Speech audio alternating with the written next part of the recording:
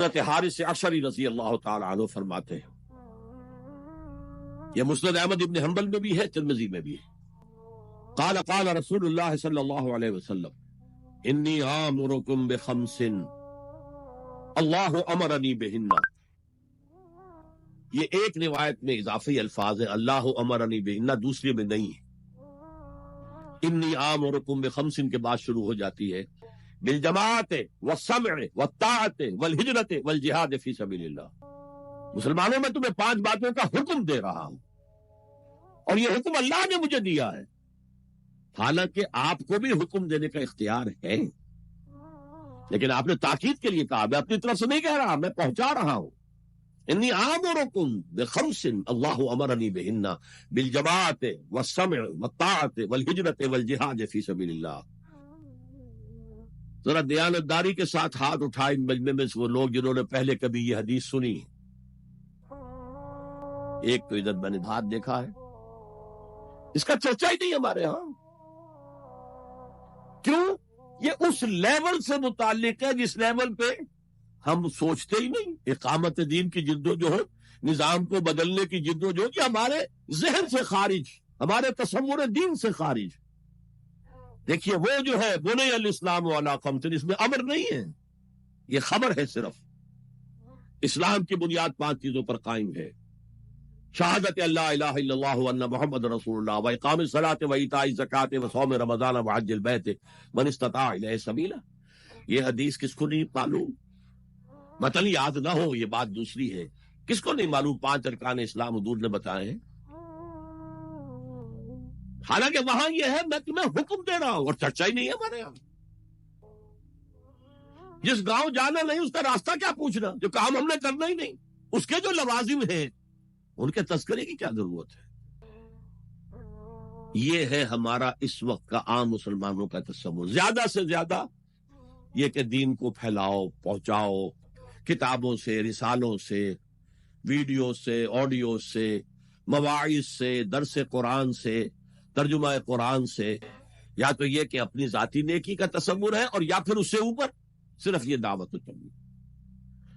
اس سے اوپر کی تیسری منزل جسے اقامت دین کہا جائے، جو خصوصی الفاظ حضور کے لیے 3 مرتبہ قرآن میں آئے، هو الذی ارسل رسولہ بالہدی ودین الحق لیظہرہ علی الدین کلہ۔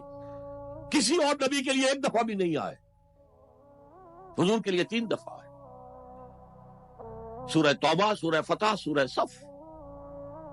یہ چونکہ چیز ہمارے ذہنوں سے نکل گئی ہے، لہذا اس کے جو متعلقات ہیں اس کی طرف بھی توجہ نہیں ہے۔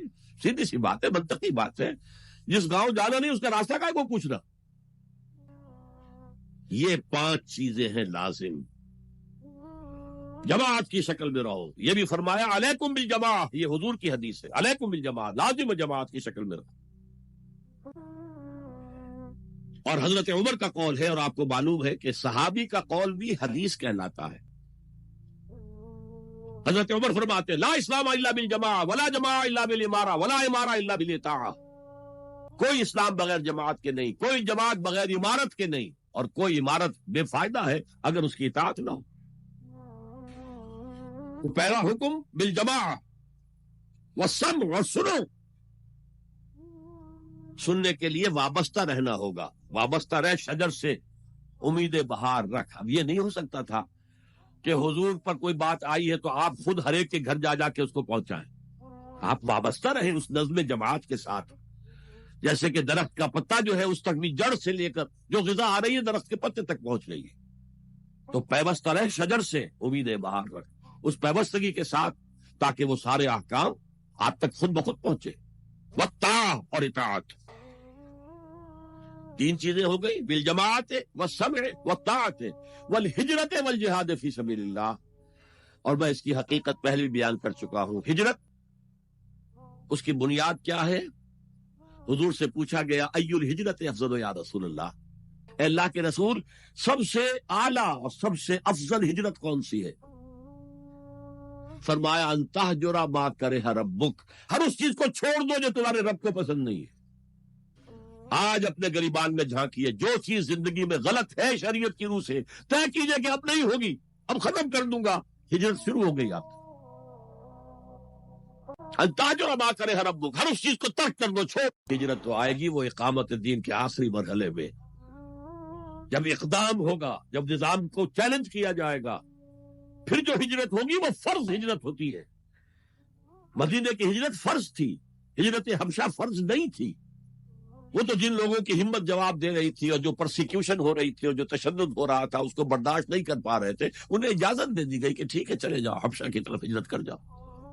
مدینے کی ہجرت فرض تھی، اگر کوئی ہجرت نہیں کر رہا، ما لکم من ولایتہم من شیء حتی یہاجروا، تو اے مسلمانوں تمہارا ان سے کوئی تعلق نہیں ہے جب تک کہ وہ ہجرت نہ کرے۔ بلکہ سورہ نساء میں اس کو بھی ایک طرح کا نفاق قرار دیا گیا۔ تو وہ ہجرت بڑی ہجرت ہے، گھر بار چھوڑ کر، اور مکے والے جو گئے تھے چھوڑ کر، وہ قریش کے بھیڑیوں کے رحم و کرم پر چھوڑ کر گئے تھے اپنے گھر والوں کو، اور ان کا سارا گھر کا سامان لوٹا گیا تھا، اور اس سارے سامان سے وہ کیپٹل فراہم کیا گیا تھا جس کو لے کر ابو سفیان کا قافلہ گیا تھا شام کی طرف، جس کا حضور نے پیچھا کیا تھا، لیکن وہ نکل گیا۔ جب وہ واپس آ رہا تھا تب حضور نے پھر اس کو کنفرنٹ کرنے کے لیے مدینے سے باہر نکل کر پروگرام بنایا، لیکن وہ اللہ کو کچھ اور منظور تھا، ادھر سے لشکر آ گیا اور جنگ ہو گئی، جنگ بدر ہو گئی۔ تو ہجرت کیا ہے؟ شروع سے ہجرت کیا ہے؟ انتہجر ما کرے ربک، اور سب سے اوپر کیا ہے؟ گھر بار، اپنے آباء و اجداد کی وطن، جہاں آپ کے آباء و اجداد دفن ہے، چھوڑو، جاؤ، اور جاؤ وہاں جہاں پوری طاقت مرکوز ہو جائے، تاکہ آپ نظام باطل کو چیلنج کرنے کے لیے ساری طاقت ایک جگہ جمع کر سکیں۔ اور جہاد پوچھا گیا ای الجہاد افضل یا رسول اللہ، سب سے افضل جہاد کون سا ہے اللہ کے رسول؟ فرمایا ان تجاہد نفسک فی طاعت اللہ، کہ اپنے نفس کے خلاف جہاد کرو، اسے اللہ کا مطیع بناؤ۔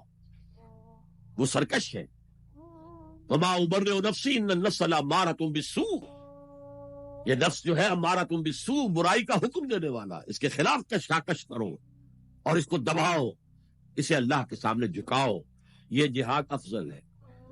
اور بلند ترین جہاد قتال فی سبیل اللہ، ان اللہ یحب الذین یقاتلون فی سبیلہ صفا کانہم بنیان مرصوص۔ یہ ہے وہ حدیث